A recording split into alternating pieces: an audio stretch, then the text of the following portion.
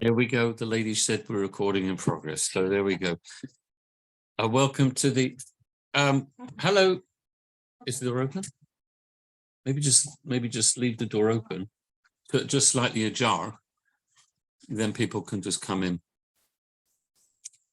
Yes. So just 1 second. Okay.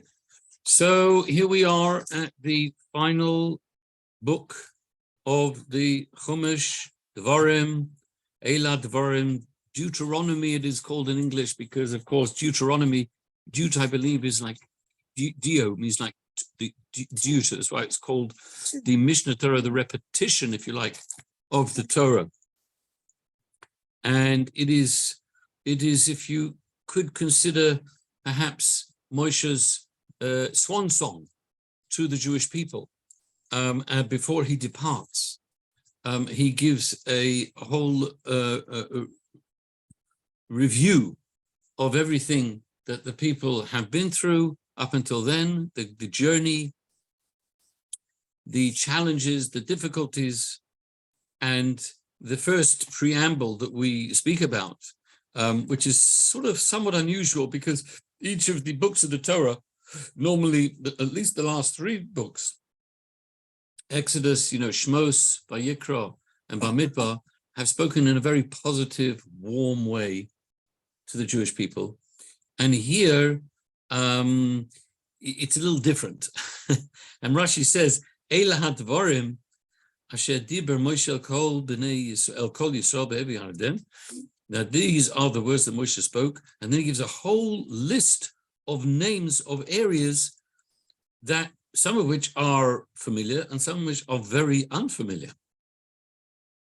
And we'll see in a minute that what Rashi says that actually Moshe Rabbeinu is giving a sort of a veiled reprimand of the Jewish people, a sort of when I say veiled reprimand, because it's not exactly a reprimand, but it is alluding to certain issues that happened over the previous 40 years. Is there milk there or not? No, there is milk. There is milk actually on the table or in the fridge. You could. There's also sugar there, by the way. In the sugar dish. So, water. Well, okay. Yeah, that's fine. That's fine. For the moment, I'm okay. It's not a fast day today, so. So I think the door is open. Please come in. Keep the door open so that anyone can come in. So, hello, Rona. So we are discussing here the veiled reprimand to the Jewish people. And we have certain areas that we're referring to. Let's look at the names of the places. Be'eve Yarden, on the other side of the Yarden, which is, well, we call it the East Bank. Yes, we call it the East Bank as opposed to the West Bank, the East Bank. And then we have a term Bamidbar, in the desert, Ba'aravo, the plains, Mo Suf, opposite Suf, between Paran and Tofel, and a place called Lovon, and a place called Chatzeros, right? And another place called Di Zahav. It's sort of like 9-10 locations here that are being given when really we know exactly where they are, because it actually said so in the previous Parsha. At the end of the previous Parsha, it says quite clearly they were on the plains of Moab, right? And they were opposite, approximately, couldn't find, not in the fridge. Well, it said there's 2 fridges.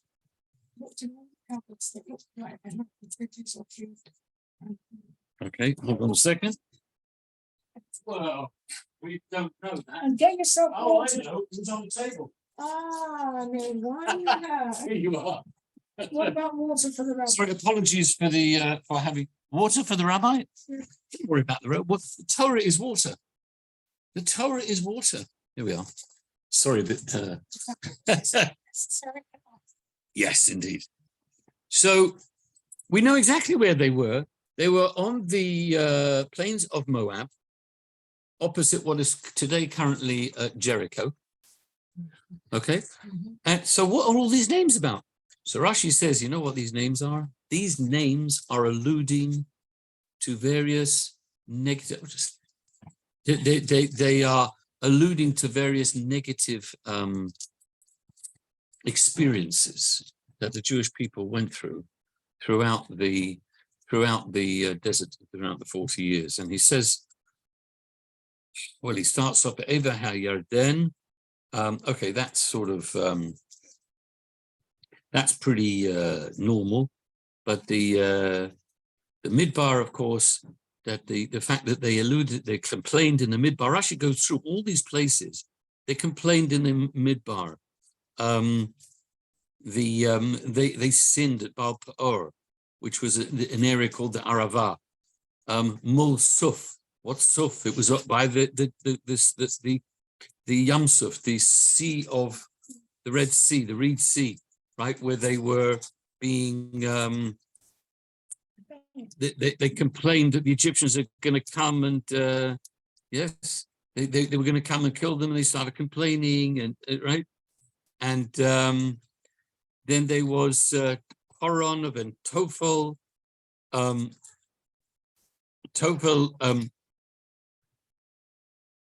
They was complaining about the Mon. Tofel means to complain. The Lovon is white because it's white. You see, they were complaining about the manna. The Chatzeros. And Chatzeros was, of course, where Korach happened. There was a certain place there, Korach. And yeah. And last but not least, he says, V'di Zahov.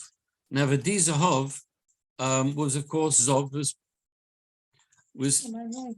well, I'm just wondering if you're having problems getting it open. Yeah. Di Zahov. And Di Zahov is about the gold, which of course the gold was for the golden calf. Now, so here really we see a few things. Let's discuss. One thing, of course, we want to say is that the rebuking that Moshe Rabbeinu was doing, it was doing not in an open and obvious way. It was done what I call somewhat obliquely. It was hinting. And there's a very good reason for this. We'll speak about it in a minute. But Rashi then goes a little bit later and he says that really when a person wants to rebuke somebody, they should rebuke them only at the time when they are passing away. If you need to rebuke people, your children, your family, or whoever, don't do it before. That is the best time when they will listen to you. Okay? So, and he said he learned from Yaakov. Yaakov, before he passed away, he gave various blessings to his sons, and he gave a whole various speech to his sons. But he mentioned some of their negative, yes? Some of the negative parts, Shimon and Levi and Reuven. And in fact, the Medrash explains there how Yaakov explained to Reuven, he says, the reason I haven't said anything till now, why didn't I say anything? Why didn't I rebuke you till now for some of the things you did wrong? Particularly when he moved his bed, when he moved Yaakov's, Yaakov's bed. He said, well, I figured that if I start rebuking you now, he says, you may be so upset, you may go and leave me and go to Esau. So therefore, I held back until you became a little bit more mature and objective about it. Depends how you do it as well. Depends how you do it as well. That's when that's what I want to get onto now.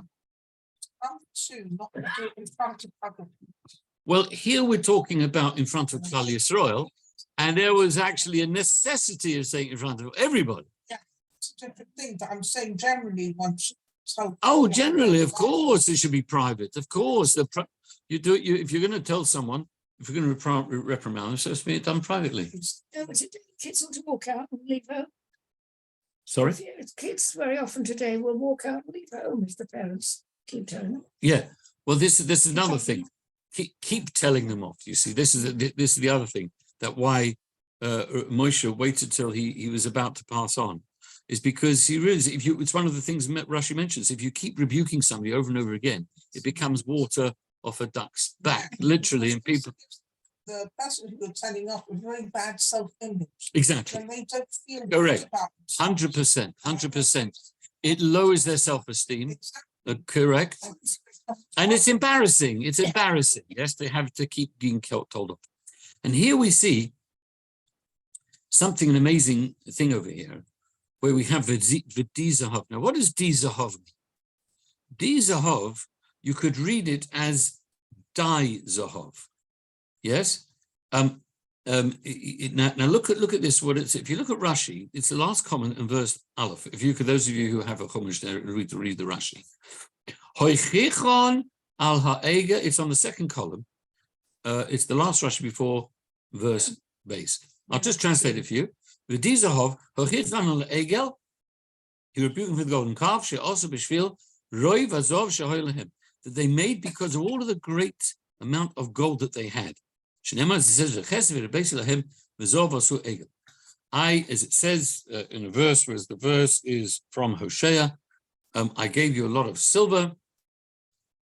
I gave you a lot of silver, and there was a lot of gold, and therefore they made the egel, okay, the golden calf. Now, here's a very interesting thing. If you go back to the golden calf, and we discussed there, it's in Parshas Ki Sisa. And we discussed there very interestingly that, of course, Hashem became very angry, quite naturally and quite normally. He was very upset. And he came to Moshe and he said, look, Moshe, enough is enough. I can't, it's ridiculous. So we're going to have to start again from scratch with these Jews, right? Forget this lot. We're going to destroy this nation. They have clearly shown that they're not interested. I just gave them the Torah. I just gave them the mitzvahs, gave the 10 commandments, and they're not interested. So let's do away with them. And I'm going to start a new nation from you.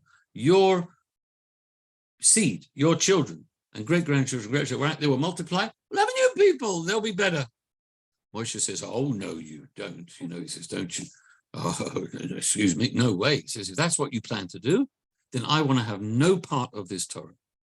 If you don't forgive the Jewish people, yes, please come in. Wipe me out from your book. And this is what Moshe Rabbeinu said to Hashem. So he was very, very strong there in terms of his commitment to the Jewish people, right? Now, and Rashi there in Parshas Ki Sisa, he actually expands upon this. And he says that Moshe spoke even more strongly to Hashem. More strongly. He said to Hashem, in Parsha Ki Sisa, basically you have to take my word for it, but Rashi himself brings this. Rashi says, what do you want from these people? What do you want from them? He says, you gave them all this gold. You insisted that they take an enormous amount of gold and silver out of Egypt, right? And then you gave them more gold and silver by the sea, by the Red Sea, when the Egyptian army died. Yes, they got all this gold and silver. He says, how do you expect them not to be like tempted with all this gold and silver? He says, it's imagine Rashi says it's like a chap. What you do is a king's son, a prince. You feed him and you get him drunk. You give him lots of food, lots of wine, and then you put a purse of gold around his neck, and then you plonk him outside a house of ill repute, shall we say? And what, and you expect him not to sin? You've given him all this wonderful stuff, right? He's a young guy. He's a young kid, doesn't know how to handle all the wealth and all the goodness, and you plonk him in a place where he's so likely to sin. What do you want from him? What do you want from the Jews? You gave them all this gold. So that's why they built the golden calf. You wouldn't give them so much gold, they wouldn't have had it, right? So then Hashem, so Moshe was giving Hashem quite a big telling off in a way, interestingly enough. Yes? they tell the story, amazing story about Menachem of Chernobyl. You have a great tzaddik, we have Menachem of Chernobyl. And his father, I think his father was called Reb Motel of Chernobyl. He was the founder of the Chernobyl dynasty, which became later the Twerskis, Rabbi Twersky comes from the Chernobyl, right? Now, I think the father was Motel and the son was Nochem. Now, when the father passed away, it seemed that from time to time when things were, difficult and challenging, the father would come and visit the son, and it would give him big chizuk. Apparently, the son got very ill at one point. This was after his father had passed away. He got very ill, and it was a bit dodgy. They didn't know what's going on, and he did recover in the end. And then at some point, his father came to him again. It's some kind of a vision or whatever. And his son said to him, "Where were you, Ty?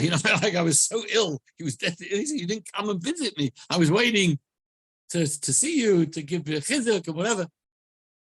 He said, "I don't know." He says, "I don't know. I didn't feel, I don't know. Normally there's a certain closeness, a certain something, and I can come. But somehow or other, don't ask me too many questions about the story. I'm just giving you the story I heard, right?" And he says, for some reason, there was some kind of blockage. I couldn't come. He says, was there something that recently happened? You maybe did something perhaps not so correct to somebody. Maybe some Jew came along to ask for your help and you didn't help him, or something or other. What? He says, "No, me, I can't think of anything." So he said, "Really?" He says, "You can't think of anything?" He said, well, wait a minute. There was one chap who came. There was one chap who came to me recently, and he had various problems, various challenges, various difficulties. So the father said, "Okay, so what did you say to him?" He said, were you nasty to him? Did you tell him to go away? He said, "Shalom." He said, "I was very comforted. I tried to comfort him." He says, "Well, what did you do?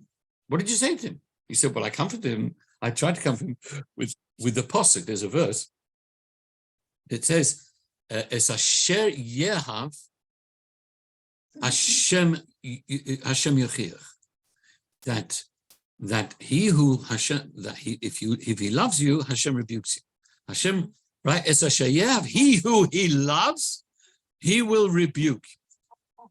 Yeah. So he was trying to say to him that look, Hashem really loves you. Yeah. And so I was trying to comfort him. So his father said to him, "Oy, that's it." He says, you misread the pasuk." So what do you mean misread the pasuk? He said, "Well, let me tell you how in here in Gan Eden, this is how they translate the pasuk. Es asher yehav, if you really love somebody, Hashem yochiach, you should rebuke Hashem.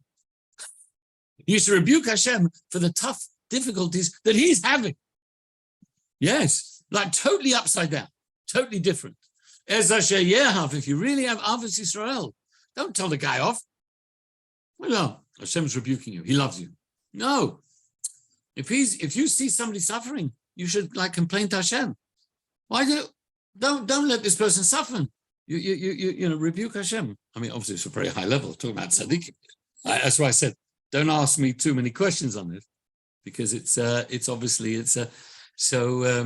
here we have Moshe Rabbeinu was Parsha's Kisisa.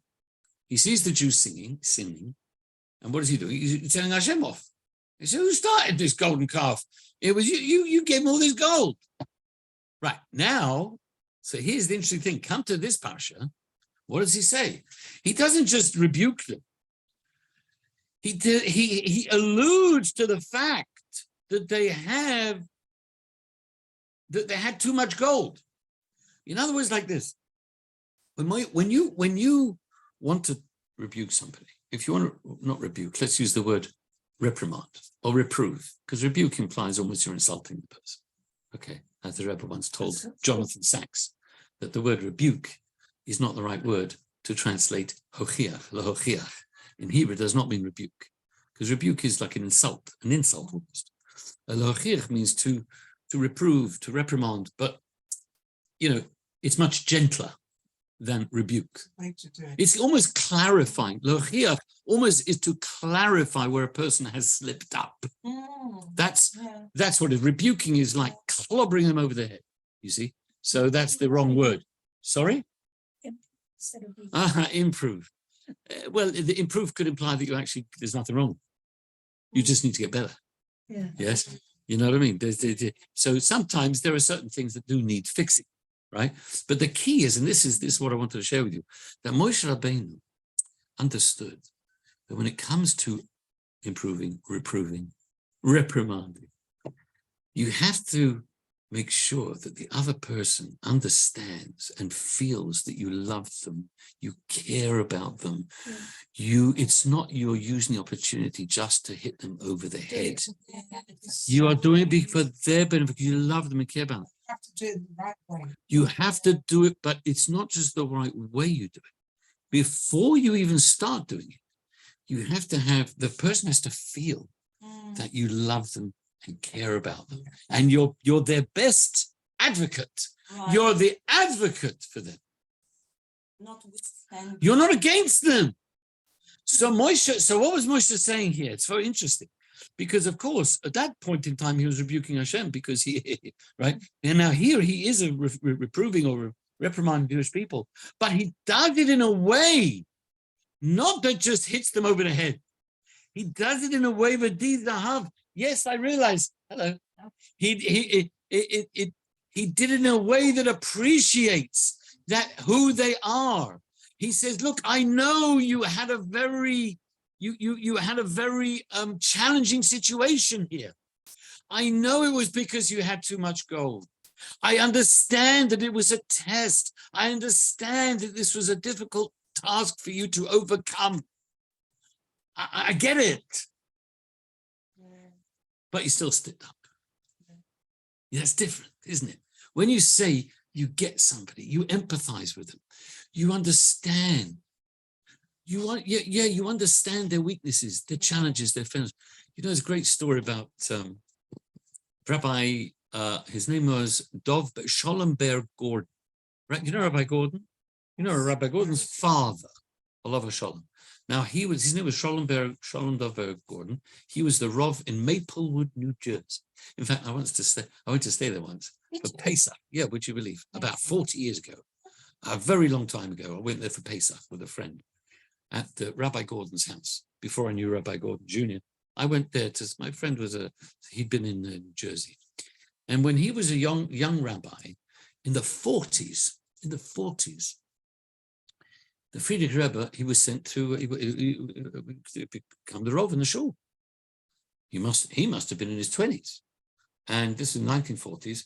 So he came to this shul. Now, I don't know the size of the shul or whatever, but it was, here's this young rabbi, and he comes along and he starts talking to them about improving Shabbos, keeping Shabbos more, and kashrus, and mikveh, and all this stuff, right? And you tell that story about the rabbi who came to a shul once, and he started doing the same thing. And the gabbai after kept saying to him, he says, "No, you can't do this. You can't talk Shabbos to our lot. Like, they know where you're coming from. Kashrus, I'm not really interested. Mikveh, you must be mad. You know what I mean? You're mad." So the rabbi says, "So what do you want me to talk about, for crying aloud?" So the gabbai says, "I don't know, just talk about Judaism." Judaism. Anyway, so but he went at one point, he went to the Friedrich Rebbe, Rabbi Yosef Yitzhak, talking about the 40s, exactly, yeah. And he said, he don't know what to do. He says, this driving me bonkers. He says, I'm employed to be the Rav.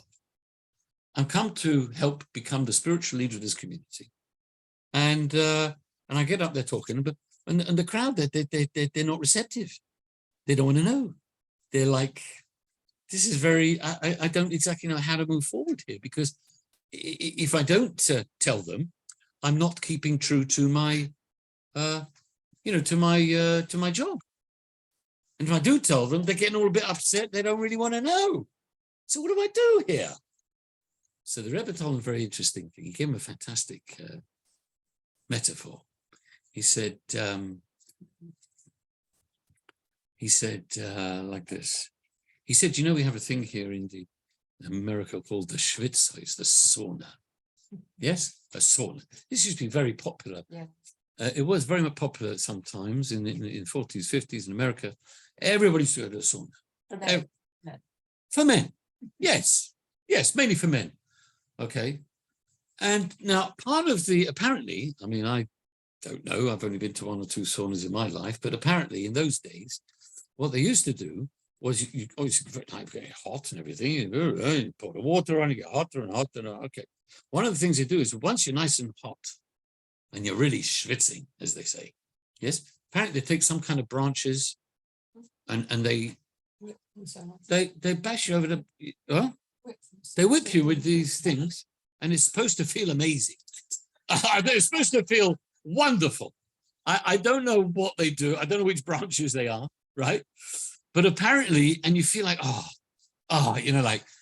give it to me more, yeah? Apparently this is what he said. And it's a well-known thing, right? He says, now, the Rebbe said to him, he says, it's interesting. He says, if you were to take these branches, go up to somebody in the street and start hitting them, what do you mean trouble? The guy is mad. What do you like? Is it right? He says, so what do you have to do? First, you have to warm the person up. They should be nice and warm and schwitzing. He says, once the person is nice and schwitzing, hot, then, more and more. He says, the same thing with your shul. He says, if you create a shul that is warm, that is inviting, that is lebedik, that is fire, that is exciting, and the people feel that, he says, then you'll be able to clap them over and then you can give them as much mussar as you like. And they'll say, more, give me more. This is the job, of a good rabbi. He said exactly. But the 1940s doesn't sound very likely that it got to that point. I'm telling the story of this. I heard this recently from Rabbi Yosef Jacobson. Y. Jacobson. He doesn't tell Papa Mises. And this is a well-known story. I've heard this story a few times. That you can ask Rabbi Gordon. This is his father, and the Frierke was in the. Was it true you grew up in the same? The school I grew up in were all old people. But I see the point. But what are you? Sorry, are you questioning? What are you questioning? No, I don't know how successful he was. He was successful. Oh, yeah. He was successful.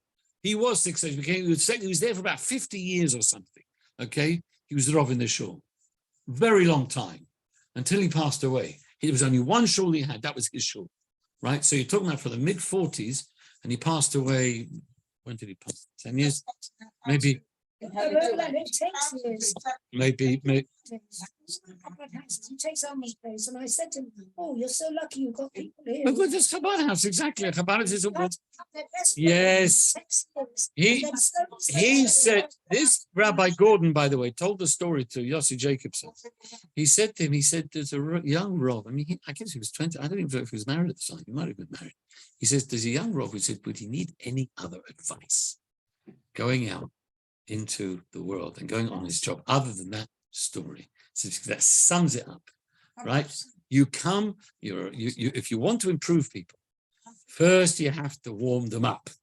So that otherwise, as we said before, people get embarrassed, they'll walk out, they leave home, they'll leave you, they cut themselves. And even if they stay there, they're finished, they're closed. They've closed the door, the eyes go glazed, they're not interested in hearing a word you say. They may be polite, they may nod. Yeah, I hear, right? I can relate to it. So this, in a sense, is what Moshe was saying with the V'dizahav. You understand? It's the beautiful idea where, and all these names, he wasn't directly reprimanding them. He was doing it subtly, hinting to them, right?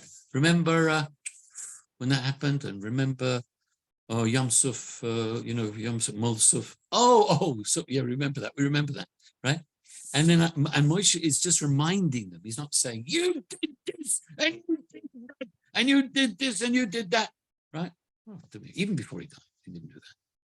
And even when he did it, he said, but this is like, even when he did the worst thing, which was the golden cup, he says, I know that you had a good reason for why you did it. And I even told Hashem that. I don't know if that was it in the words, but he told Hashem that. He says, but I get it, right? Doesn't make it right. We have this, we got Rosh Hashanah not too far away, only 2 months away now, right? 2 months away, we had Rosh Chodesh yesterday. So, the famous story about somebody came to, Yossi Jacobson's really got some great stories, who says, I don't like this Rosh Hashanah stuff, Yom in the Rhyme, being judged this, judged that. days of awe, judgment, and all wrath and all. Oh, it doesn't sound very. I don't like it. I can't get into it. I don't like it. I cut off. I don't. Okay. So Jason said to him, look. He says, look. The reason why a lot of us feel a bit nervous, worried, concerned, upset, frustrated, hysterical when these times of the year come around is because you think that if you're going to be judged, who's judging? Oh, this big, awesome God who's like this God. He's as we've said on some people have this idea that God is like walking around with a baseball bat or a cricket bat in England, a cricket bat, waiting to clobber people over the head. Yeah. Right. But it's not like that at all. I said, you remember the Moshel, I mentioned this before. Imagine a person's going into a court case. He goes into a courtroom. He's been caught, whatever, driving through a red light or not paying his taxes or who knows what, or doing something worse, whatever. He's brought into the court and he knows he's done something wrong. And he thinks this is awful. This is all terrible. And he comes and he sees the and he sees the judge. And the judge looks very familiar. Very familiar with the shaitel on, with the shaitel. Oh, he's got the white shaitel with the curls, lovely shaitel. And suddenly he realizes, wait a minute, that's my dad. That's my father. He's the judge. I mean, he was the judge. We didn't know he's going to be the judge in this court case. But the judge got very, very, very, very stern look, of course. But as he's looking at his father, he goes, Dad. So at some point, very surreptitiously, his father gives him a wink. After he's reading out the whole thing. So what is a child going to feel there? Much more comfortable. Much more comfort. Very good. In fact, he might even feel utterly relieved. That might feel ashamed as well. Father knows his son, and son knows that his father knows his son. Of course, he might be a bit ashamed, but he might feel a bit ashamed. But he says, well, Tati knows. My father knows my faults. And he knows that I know because I know that he knows. And we've spoken about this numerous times before. He knows what a nudnik I am. Yes? And yet he still gave me a wink. Do you understand? Because this is the point. Knowing who you're so Hashem is the greatest advocate. Do you understand? And Moshe is the great advocate here. And often he said, when my father died, I had like 6 older fathers telling me off. The difference is when my father told me off, he put an arm around me, he loved me. You're talking about the older brothers? Yeah. And he said, here, I'm just being told off. And he warned us all. He said, if you've got younger brothers, don't do that to them. If you don't put an arm around them, don't tell them off. Right. So the same thing, really. One thing that makes me happy as well, because it's not just about the outward, it's also the motives of your heart as well that Hashem also sees, isn't it? Sometimes of course. But your motive, you had something totally different to what it came out. Yeah. So he can also see that and judge according to that. Of course. So that makes me very... Well, sometimes, of course, the motives, as the expression goes, the road to hell is paved with good intentions. Yeah. Yeah. No, of course, sometimes we do silly things and stupid things, and we think we're doing them for right motives. Right, that's one thing. Sometimes we know we're doing silly, stupid things. Yeah. We do them anyway. You know what I'm saying? So it's just because of certain weaknesses that we have. Yeah. Certain weaknesses, certain inabilities to overcome, the age of horror. Or at least those weaknesses, so it's not. Well, exactly. God gave us those weaknesses. That's right. He also gave us the ability to overcome them. And sometimes we overcome them and sometimes we don't. And so obviously, but Moshe Rabbeinu is understanding a very important point here, that if you're helping somebody to overcome their weaknesses, make sure they understand that you love them and care about them first, before you try and, rectify their problem. Yeah. And that way you're going to have a much better chance at doing it. The same with fundraising. Fundraising. Yeah, because I said to Mrs. Like some coffee or tea?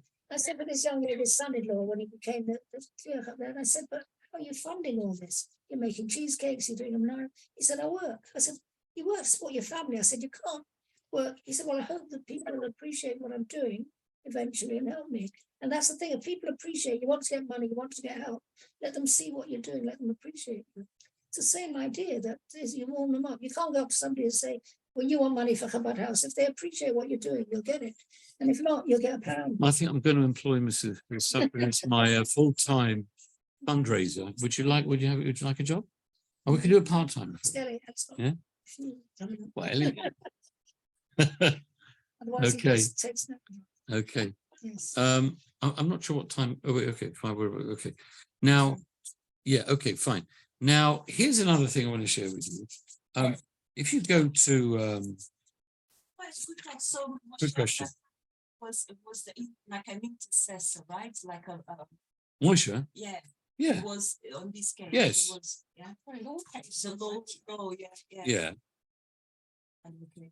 yeah. Moshe, of course, he was the intercessor Yeah. and the interceder, exactly, the intermediary. But an intermediary, you know, there's different kinds of intermediaries. Some intermediaries like to set themselves up as also, I'm also somebody. Yes, I'm the somebody, right? You know, so you got to give me covet. You got to give me respect. Moshe, a true intermediary in Judaism, is totally transparent. He's almost, you know, he almost doesn't exist for himself. He only exists for others. You see, that's his whole. You know, like Moshe Rabbeinu said when they complained to him, and they said, you know, but nothing more. What are you banging, complaining about us for? We're just doing our job. We're just doing what Hashem told us to do. We're not trying to make ourselves out to be bigger, like Korach was trying to suggest that they were trying to set themselves up as being, you know, big shots in their own right. That's what he wanted. Yes, he wanted to be more equal than others. Did Moshe already have that nature? Hashem like made him for that job. Like Yes. Hashem looked at him and said, okay, you have I think the answer to that question is yes. Which one? Both. Oh, he made him that Well, way? he obviously his personality.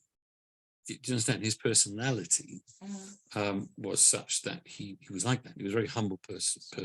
He you know, because it says, but the first thing, remember, it says when he grew up, and when he was a young man, he went out to see his brethren. Yeah. Right? So the first thing he did was save their life. Yeah. Was save one of them's life because he was being beaten up by an Egyptian. Yes. Yeah. Then the next day, yeah, exactly. Why he's got everything. He's a prince of Egypt, literally. He got nothing better to do than save a little Jew, an oppressed person, from being beaten up by an Egyptian. I mean, that is one could call it political suicide, or any kind of suicide, right? So but he did it. Then the next day, he told Jews to stop fighting because the Jews were fighting amongst themselves, Dos and Avira, right? So yeah, he had a very humble self sense of self. So he was very humble. But Hashem, of course, giving him that great spirit of prophecy, that obviously magnified his great qualities. Yeah, magnified his great qualities. That's what they say is. What do they say? Genius is 10%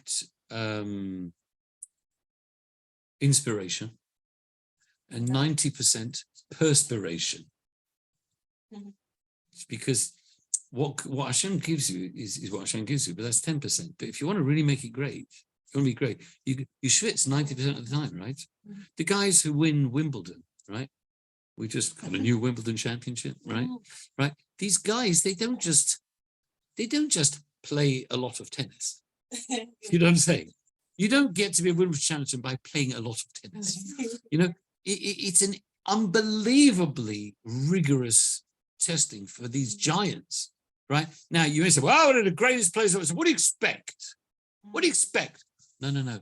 It's not about expecting, because the guys who really have talent, they push themselves more than anything. They work at it more than anybody else.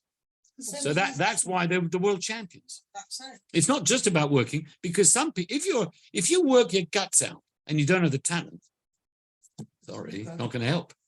If you've got the talent and you don't work your guts out, it's also not going to help. You know, there's funnily enough, just mentioned, there's a famous tennis player called Kyrgios. Have you heard of him? Oh, yeah. He's an Australian Greek born Australian tennis star. And he's at Wimbledon, right? But this guy, he's a very interesting chap because he's like Mr. Cool. He has trouble controlling his Yes, emotions. because he's got lots of emotions. And sometimes, like I remember a few years ago, he got into real trouble because he was losing a certain game. He's fantastic. He's very talented, he's very good. But he was losing at one game and then he couldn't be bothered. So he didn't play properly. And they saw, you could tell. And he got penalized for it and basically got thrown out. And they make a joke about that, look, really, he could win Wimbledon if he could be bothered. But, he's something that can't be bothered. It's like a heck of a lot of work, And this guy, he's very good and he can do it. But he's not necessarily pushing himself as much as some of the other Hebrew who push themselves to the 9th degree. Moshe Rabbeinu pushed himself, I'm sure, to the most. He worked on himself, pushed himself, and then it became a prophet, and he never stopped pushing It could himself. also be like a boy in the yeshiva who could do very well, but he's not pushing himself Of too course. much. He's not doing that much. Of course. Okay, so Of it's course. a good news and a bad news at the same time. Because when I look at myself spiritually, so I always look like I would like to be here, and I believe that Hashem gave me that potential. So I'm not there yet because I'm not making the right effort. Well, So I've got it's a news good for you, news Batya. at the same I've time. got news for you. That even when you get there, and please God, you should get there, then you need to get there. And then you need to get there. You're supposed to go. That's right. It's not like this is the big challenge. We've got to try always be better. I mean, try. You know what I'm saying? That is something that we should always be aspiring for. Right. Now, just I want to share with you one more point over here, if I may, that on page 1134, you'll see the beginning of the different. Look, if you see the titles, actually, look what it says, passing the land of Edom. Can you see that? Now, we don't need to go into that. Then it says passing the land of Moab. See that? Okay. And then over the next page, you'll see passing the land of Ammon. Right? Now, so interesting here. We've got three in this. I'm giving you the shorthand because we don't need to go all the verses. You can look at the verses, on your own. But God told the Jewish people not to go anywhere near these lands. You cannot invade them. You cannot even go on their land without their permission. And if you want food and drink, you have to ask, you have to buy it for them, right? It's very interesting because there's Edom. Who is Edom? Edom is Esau. So Hashem says, look, I've given this land to Edom. It's called Seir as well, by the way, right? Seir, yes. And then because he's your brother and his descendants, they're going to get that land. Okay. Then what about Moab? Can we go to Moab? No, you can't go to Moab, right? And you can't go set foot on Moab, and you can't Ammon. Why not? Because those Moab and Ammon, they were the two kingdoms that came from the sons of Lot. But they're also his grandsons. Funnily enough, they were also his grandsons. They were his children and his grandchildren. I know it sounds a bit strange because, of course, it was his daughters who basically instigated the incest, yes, and that's why he was his children and grandchildren. So as a result of that, those two, and Lot was given the reward because he kept quiet about Sarah when they went to Egypt. That's what Rashi says. He didn't give away the plot that Sarah was being concealed by Avram when they went to Egypt. That's what Rashi says over here. So these three lands you don't touch, right? Then finally, there was only one place that we could. Part of Moab was allowed to be conquered because it had been taken by king of the Amorites, right? The Amorite king, okay, which I believe was Sichon.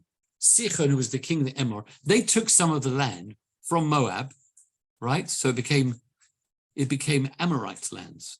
So then they were able to invade. But what I'm trying to say, and is there any map anywhere? Can you see, is there a map about this or not? I think actually possibly in the last, what should we call it, last week's Parsha. I just wanted to show you if there was a land. There is a map of where? What page? 118. No. It must be more. You're missing a number. What page? Look at the top right. No, top right. No, top right. What? Okay. What's the page before then? Oh, before Sefer Devarim. Okay. Very good. So in other words, the page just before we begin. Oh, very good. Okay, so there you can see. Right. Can you see that? It's 1118. You missed out 18. It's the page before. I don't know why they didn't put numbers on. Yeah, it is a bit funny. Yeah. You got it? Yes. Now there you see that you see Edom was south. So you see where the Jew, can you see the dotted line? 111. 111. Just before Devarim, before chapter 1 of Devarim. Chapter 1 of Devarim. Yes, I can see. I think you're not finding it. One. Just go back one page. Just go back one page from when we started Devarim. Literally go back one page of where we started Devarim. One more. It's missing. It's missing. Just go to one page before Devarim. There it is. So if you see the dotted line, that dotted line was supposed to be the original way they would invade, just to come from the south. That's most direct, right? Mm-hmm. In the end, they had to go via route, we call it 3. They go round. Hashem said, right, you have to go through Edom, right? So you can't invade. Go all the way around. Diversion. Well, there were passes. There were passes. And then you see Moab, can you see? Mm-hmm. And then you see Ammon. Now, actually, funnily enough, they squeezed in that area. I think it's a little bit north, if I may suggest. That Ammon should have been a little bit north of that. But at any rate, they squeezed, because part of that area had been taken by Sichon, the king of the Amorite. He'd taken from Moab. So therefore, they could actually invade that land. The truth is the Jews invaded, they had the whole East Bank going up to where like the Golan Heights would be. Yeah, that was where the tribe of Reuben and Gad settled. We mentioned last week's Parsha. So you don't actually have the full map here of that area. But anyway, that you get the idea here. Okay. Now, why am I bringing this? And why should I mention this? It's so interesting because, of course, the Jewish people are always being accused of stealing the land of Israel. Yes, they've been doing that for hundreds, thousands of years. It's not yours. They still do. Every day, just read the newspapers. The Arabs say, we stole the land, Blue stole the land. Well, let me tell you something.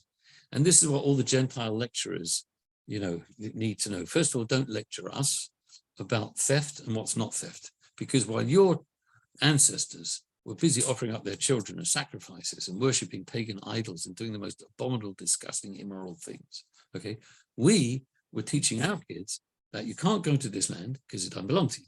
You can't touch this land, it doesn't belong to you. You can't go to this land, it doesn't belong to you. You don't touch what doesn't belong to you. Like the Rebbe said to somebody, when a lady wanted to shake hands with the Rebbe once. The Rebbe said, my mother taught me not to touch anything that didn't belong to me. And so we are so this land, but the land of Israel, that Hashem, I've given this land to them. I've given this land to them. I've given this land to them. And I've given this land to the Jewish people. Small little piece of land. I gave it to them. God is the creator of heaven and earth. He gives to whoever he decides he wants to give to. Right? This is the best argument. This is the best argument that we could have for the land of Israel. It's a shame. Unfortunately, these Israeli politicians don't seem to think that argument will hold sway. Ironically, this argument will hold sway more than any other argument because the world will have to admit and accept that, oh, they're going to go to Jews again with their Bible. Well, at the end of the day, even the non-Jewish world knows it's called the Holy Land. Why is it called the Holy Land? Because it was given to Abraham, Isaac, and Jacob, the holy forefathers. This was the Holy Land. And therefore, so I just want to show you that this week's Parsha tells us very clearly what belongs to what, what land belongs to who. And, we very much believe, ironically, all the other countries in the world, how do they come about? They invaded somebody.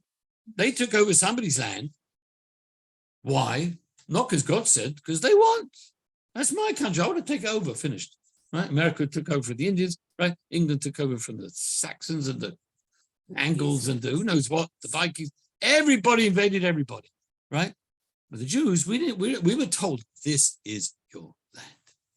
And then we have Hashem Tzedekah. So therefore, this just wanted to share this idea. Please God, we should merit to see that the whole land of Israel will be, including the Eva Hayad. And in fact, just finally, I'll end off on this point. Those three nations, Moab, Edom, and Ammon, it says that in the future time when Mashiach comes, those lands will return to the Jewish, will come back to the Jewish people. And we will get those lands. It's called the land of the Keni, Nizi, the Kadmoni. It's called somewhere. Rashi brings this. So the east bank of the Jordan will eventually come back to the Mitzvah Shem, with the coming of Mashiach. Thank you very much for listening, everybody. Yes. Next week is Tishbav. I think Tishbav is on Thursday, so we will not be.